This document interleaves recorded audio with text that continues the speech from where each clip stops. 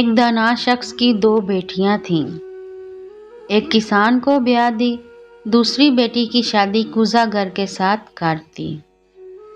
سال بعد بیٹیوں کے حال احوال جاننے کے لیے وہ شخص ان کے گاؤں اور شہر چلا گیا۔ جو بیٹی کسان کو بیاہ دی تھی وہ خوش دلی سے باپ کا والہانہ استقبال کرتی ہے، خیر خیریت اور کسب معاش سے متعلق پوچھنے پر بتاتی ہے کہ ادھار بیج خرید کر کھیت کھلیان آباد کیے ہیں، اب بارش کا انتظار ہے، بارش ہوئی تو سمجھے رحمت ورنہ زحمت اور مصیبت۔ وہاں سے رخصت ہو کر کمہار کی بیوی کے پاس پہنچتا ہے۔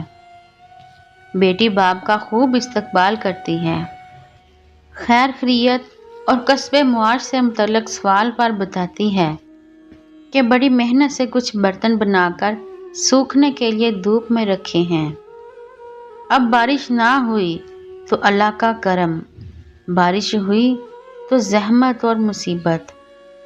وہ شخص گھر پہنچتا ہے، بیگم دونوں بیٹیوں کا حال پوچھتی ہے۔